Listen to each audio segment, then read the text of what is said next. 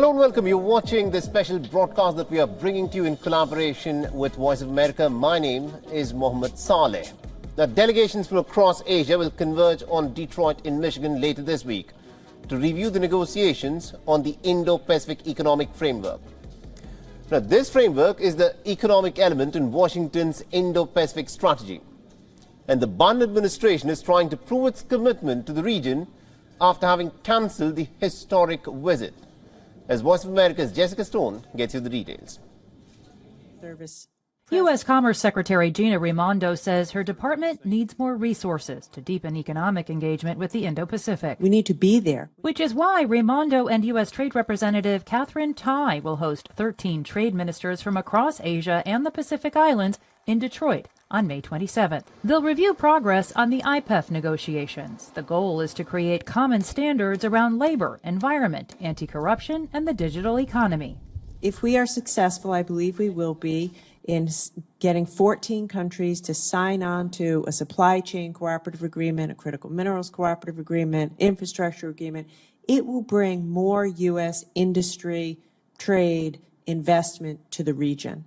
The U.S. has not really had a proactive engagement strategy when it comes to economics and trade since, Barack Obama left office. Stephen Oken, an international trade consultant based in Singapore, says the region wants the United States to deepen its economic engagement across the Indo-Pacific, especially after former President Donald Trump pulled out of the Trans-Pacific Partnership Free Trade Agreement in 2017.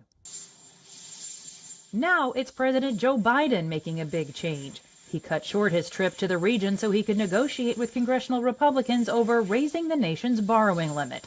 Biden scrubbed a trip to Sydney to meet with the Quad and a meeting with 18 Pacific Island leaders in Papua New Guinea. He would have been the first U.S. president to visit there. When you think about what the U.S. is trying to do in the Pacific Islands to show that it is engaged economically, militarily, diplomatically, and to show that it is a strategic competitor and that can provide things that the Pacific Islands needs, I think that this is a significant setback. Erin Murphy is an economics expert at the Center for Strategic and International Studies. She says the mixed signals from Washington will need to be clarified in Detroit. There are some concerns, I think, for IPEF countries is can the U.S. deliver? What other issues domestically are going to stand in the way for something that is this important? Oken says the Detroit meeting promises to yield some concrete outcomes for global supply chain cooperation. There's a sense that come Detroit, that there will be some announcement on supply chains that will signal momentum and results that they can then go forward from Detroit, certainly with an aim of getting much more done by the time the U.S. hosts APEC in November. And after Biden's cancellations in the region, observers say sustaining that momentum may be more important now than ever. Jessica Stone, VOA News, Washington. All right, now to give us more perspective in terms of what all of this, of course, means, we're being joined by Voice of America's Jessica Stone. She's joining us live from the White House in Washington, D.C. Now, Jessica, Chinese Commerce Minister Wang Wentao has got meetings with both the Commerce Secretary Gina Raimondo and also the U.S. Trade Representative Katherine Tai this week. What more can you tell us? Well, the meeting between Raimondo and Minister Wang actually just took place within the past 12 hours here in Washington, D.C. And at this point, only the Commerce Department of the United States has released some information about that meeting. What we can tell you is this. The discussions were described by the American side as, quote, candid and substantive. And this comes really just ahead of Wang's expected meeting with U.S. Ambassador or U.S. Trade Representative Katherine Tai on the sidelines of those meetings in Detroit later this week, really just within the next 24 hours. But the context of this is this. He just met on Monday in Shanghai with a group of American companies, and the AmCham China hosted that meeting along with the Ministry of Commerce, and they released a statement in which they described the meetings as a expression of concern on the part of the American companies about the business environment in China, with Minister Wang going to great lengths to assure them that China is trying to create a good environment for businesses, particularly those from outside China. But it's also the case, Mohammed, that it's very unlikely that U.S. businesses are buying that line. In light of this, AmCham China did a survey back in March in which they asked American companies, how do you feel about doing business in China? And nobody essentially said that they would make China their primary source or primary destination of their investment going forward. So that's a big shift. And in the context of all that, it is important from the U.S. perspective to have these face-to-face meetings. That's why you're seeing the Commerce Secretary meet with the Commerce Minister Wang Wentao this week in Washington, as well as those meetings with Ambassador Tai and Minister Wang. It is very good timing. Also, we just saw Beijing's new ambassador to the United States come to New York earlier this week, and he said, quote, what I think is important to recall, he said, if the U.S. and China choose to work together, everyone around the world will benefit. If they don't, the rest of the world will not benefit. Mohammed? Absolutely, indeed. And also the fact that these trade meetings in Detroit have come on the heels of Beijing's ban on Micron semiconductor chips. Now, is this something that's been addressed in the meetings so far? It certainly appears to be the case. You know, part of the readout from the Commerce Secretary's efforts there says, quote, she raised concerns about the recent spate of PRC actions against U.S. companies operating in the PRC. And this move by China was really an escalation of these so-called chip wars. You know, we've seen the U.S. make great efforts with its alliances to limit Beijing's access to the manufacturing equipment for semiconductor chips. They know that China has a stated goal of having independence in that part of its economy by 2025. And this appears to be, by all accounts, a retaliatory measure by Beijing against those export controls, limiting Micron's access to companies inside China. But, you know, at the same time, observers have noticed that if China really wanted to penalize American semiconductor companies at even a cost to its own consumers, it would also sanction Qualcomm and Intel, which are the main companies that put semiconductor chips in Chinese consumer cell phones. Mohammed? Absolutely, indeed. Do continue to stay on with this, Jessica, because we want to discuss one more crucial aspect of what's in fact happening with these meetings, where the United States and Papua New Guinea have in fact agreed to sign a security pact, part of which is expected to give the United States vital access to the Pacific Island nations' waters. The Voice of America's Ahadian Utama gets you the story from Port Moresby, Papua New Guinea. U.S. President Joe Biden has shifted attention to the Pacific over concerns about China's increasing influence in the region, as Beijing has been giving diplomatic and financial assistance to some Pacific nations.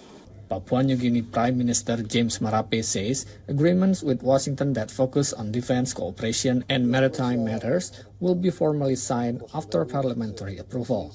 Now we're elevating to a specific defense cooperation agreement, something that is falling short of a treaty. And so this has been an ongoing work for some time. The conversation has been running for the last 5, 6, 7 years. We've now looked into the importance of USA, PNG stepping up in our own relationship.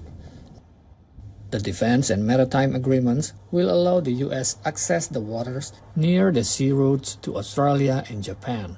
In return, Papua New Guinea will gain access to U.S. satellite surveillance. The Shipwright Agreement, for instance, allows for us to have a working partnership with U.S. Navy and U.S. Coast Guard. With the U.S. Coast Guard, it now gives us an opportune time to have access, not just on maritime access, but satellite access to illegal fishing, drug traffickers, illegal loggers, and all those illegal transportations and activities that happens on high sea. Elias Wuhengu, Papua New Guinea Foreign Affairs Secretary, led the negotiation and says the pact will not prevent Papua New Guinea from engaging with other nations. We are within the ambit of the foreign policy perspective of Papua New Guinea, friends to all, enemies to none. This agreement does not in any way preclude PNG from engaging with another nation in a future defense cooperation agreement. Analyst says this pact will raise concerns over U.S.-China rivalry in the region and potentially put Pacific Island nations in the middle of U.S.-China tension. In 2022, the Solomon Islands agreed to sign a security pact with China. obviously there comes a point where one has to be careful if those different external players reach heightened levels of tension, and PNG and its neighbours can be caught in the midst of it. Ahadian Utama, VOA News, Papua New Guinea.